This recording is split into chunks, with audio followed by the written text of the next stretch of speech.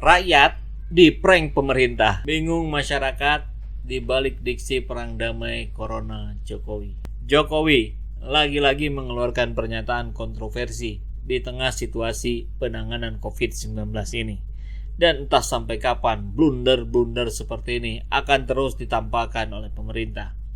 Melalui akun resmi media sosialnya pada Kamis 7 Mei lalu, Jokowi meminta agar masyarakat untuk bisa berdamai dengan COVID-19 hingga vaksin virus tersebut ditemukan.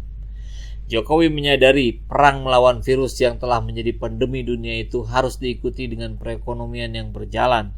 Sebab itu, dengan status PSBB, masyarakat masih bisa beraktivitas meski ada pembatasan. Pernyataan Jokowi pun langsung jadi sorotan di medsos karena jelas itu bertentangan dengan apa yang disampaikannya dalam pertemuan virtual KTT G20 pada Maret sebelumnya. Waktu itu Jokowi secara terbuka mendorong agar pemimpin negara-negara dalam G20 menguatkan kerjasama dalam melawan COVID-19, terutama aktif dalam memimpin upaya penemuan antivirus dan juga obat COVID-19. Bahasa Jokowi kala itu peperangan melawan COVID-19. Tapi sekarang kalimatnya berubah jadi sampai ditemukannya vaksin yang efektif, kita harus hidup berdamai dengan COVID-19 untuk beberapa waktu ke depan. Dengan dua diksi kontradiktif tersebut, damai dan perang, mungkin Pak Jokowi menggunakan diksi damai untuk memperlihatkan selama ini pemerintah nggak hanya diam dalam melawan COVID-19. Tapi kan, kata ini dimaknai berbeda oleh masyarakat. Istilah berdamai ini seakan-akan melegitimasi perilaku masyarakat yang tidak patuh PSBB. Atau mungkin berdamai di sini dimaknai sebagai, ya udahlah, pemerintah sudah berusaha, ini saatnya berdamai, fokus ke ekonomi. Pemerintahan Jokowi memang kerap memilih diksi dan permainan kata yang cenderung bikin bingung masyarakat. Selanjutnya, diksi itu kemudian disyiratkan oleh kebijakan pemerintahan yang juga terkesan tak seirama. Di banyak video sebelumnya saya sudah sering menyatakan dan mengingatkan pemerintah, khususnya pusat, agar menggunakan pola komunikasi yang lebih lugas sehingga tidak merepotkan masyarakat di tengah krisis seperti ini. Rakyat kan jadi bingung. Rakyat kan gimana pemimpinnya? Misal, dengan berpesan, masyarakat silahkan hidup normal dengan catatan tetap mematuhi protokol kesehatan seperti menjaga jarak, cuci tangan dengan bersih dan dari air mengalir, pakai masker, dan seterusnya. Kayak gitu mestinya, langsung tegas ke bentuk perilakunya. Kalau pesan damai dari Jokowi ini justru bisa memicu potensi berbahaya terkait COVID-19, apalagi jelang Idul Fitri. Ngelihat penerapan PSBB saat ini aja, masih banyak yang bandel. Maka pemilihan kata damai di tengah situasi ini jadinya nggak tepat. Sekarang, masyarakat jadi merasa lebih leluasa buat kembali beraktivitas tanpa memahami maksud ucapan Jokowi secara utuh. Coba misalnya pakai istilah waspada. Pasti pemaknaannya jadi jauh lebih kondusif ke arah pencegahan. Apalagi sebentar lagi Lebaran. Risiko yang paling tinggi itu saat orang-orang kembali berkerumun. Janganlah bermain-main dengan kata-kata yang ambigu. Masyarakat jadi bingung. Repotnya lagi, kalau udah bingung, terus nyikapinnya dengan apatis. Nggak peduli lagi. Sehari usai Jokowi mengeluarkan pernyataan kontroversial tersebut, memang istana meluruskan maksud ucapan dari Presiden. Tak jauh berbeda. Memang Pak Jokowi bermaksud untuk memberikan pesan agar masyarakat dapat menyesuaikan kehidupannya dan tetap produktif di tengah pandemi. Bahwa COVID itu ada dan kita berusaha agar COVID segera hilang. Tapi kita tidak boleh menjadi tidak produktif karena COVID. Menjadikan ada penyesuaian dalam kehidupan. Begitu kata Deputi Bidang Protokol, Pers, dan Media Sekretariat Presiden B. Mahmudin kepada wartawan. Selama ini, penanganan COVID-19 oleh pemerintah ini jelas nampak cenderung lemah, terutama dari sisi perencanaan. Padahal rumusannya, gagal dalam merencanakan sama dengan merencanakan kegagalan. Nah loh, dan kebuktian kan, dalam penerapannya, pemerintah sering membuat panik policy untuk penanganan COVID-19 ini. Kesan inkonsisten dalam membuat kebijakan jadi nampak begitu kental. Dan ini berbahaya, karena imbasnya beresiko memperparah ketidakpercayaan publik terhadap pengambilan keputusan yang dilakukan pemerintah. Pemerintah harus mulai memulihkan kepercayaan publik. Pada akhirnya, Masyarakat memang harus dipaksa untuk hidup secara normal kembali di tengah situasi pandemi COVID-19 saat ini. Tapi di sisi lain, catatan dan protokol kesehatannya juga harus dipahami secara betul oleh masyarakat melalui arah kebijakan pemerintah. Bukan dibiarin begitu aja. Udahlah, masyarakat mah ada gimana pemimpinnya, gimana pemerintahannya. Ingat nggak?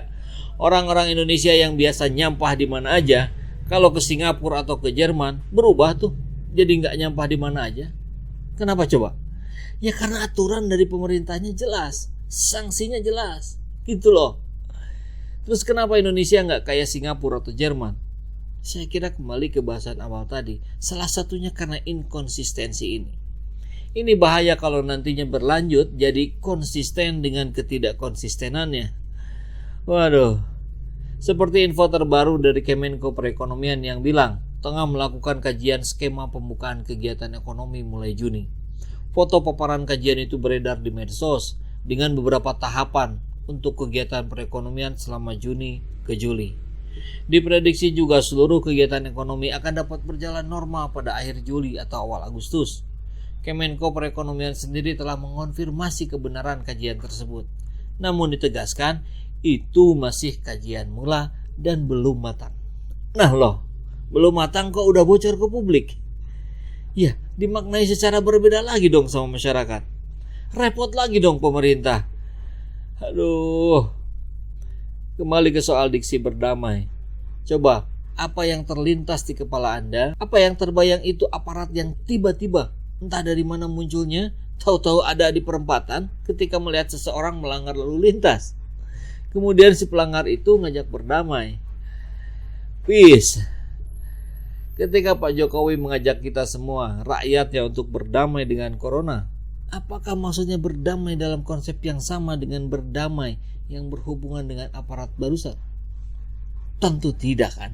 Berdamai ketika seorang pengguna kendaraan bermotor melakukan kesalahan kemudian memilih berdamai dengan aparat penegak hukum jalanan agar tidak panjang lebar urusan dengan penegak hukum ruangan. Atau kita seperti saat dihadapkan pada kondisi pasca perang. Perang secara konseptual dimaknai dengan adanya musuh untuk dilawan, wilayah untuk dilindungi, ada tentara yang bertempur, dan ada hasil yang diharapkan. Pak Jokowi kan sudah pernah mengucapkan perang terhadap virus corona ini. Pak Jokowi menabuh genderang perang dengan berbagai pernyataan yang gagah dan meyakinkan warganya bahwa perang ini bisa dimenangkan. Tadinya saya apresiasi itu. Kita butuh pemimpin yang siap terhadap situasi paling berbahaya sekalipun. Sayang, sungguh sayang. Gak lama dari pernyataan perang total terhadap corona, Pak Jokowi malah mengambil ancang-ancang berbeda. Ia meminta warganya untuk hidup berdamai dengan corona. Artinya, sampai ditemukannya vaksin yang efektif, kita harus hidup berdamai dengan COVID-19 untuk beberapa waktu ke depan. Kayak kena prank. Belum terlihat tanda-tanda kurva akan turun malah ngajak damai dengan corona. Pernyataan Pak Jokowi untuk berdamai dengan corona ini juga menyiratkan bahwa kita telah kalah. Dan saat ini kita harus mematuhi perintah pemenang perang. Kita harus berdamai dengan pemenang. Karena jika memaksa terus berperang tanpa kesiapan, bukan corona yang membunuh kita, tapi logistik yang akan mengancam kita, ekonomi kita yang kolaps. Berdamai dengan pemenang. Jadi keinginan siapa ya? Yang kalah terus berdamai dan gabung dengan pihak yang menang. Jangan-jangan itu memang strategi yang jitu buat menang di kesempatan berikutnya ya. Mantap lah. Ya sudah, masyarakat akan terbiasa dalam pola hidup normal yang baru, new normal. Tapi kebijakan yang kerap dipertontonkan dengan serampangan ini khawatir bikin pondasi bangsa ini terkoyak. Kita harus jaga pemerintahan ini berjalan efektif sampai akhir periode. Jangan sampai gara-gara penanganan COVID-19 yang carut-marut ini bikin pemerintahan Jokowi harus gulung tikar dan bikin pemilu darurat yang lebih cepat dari yang semestinya. Kan repot lagi, biaya lagi. Apalagi kalau Anies Baswedan yang kepilih, makin kelonjotan lah mereka.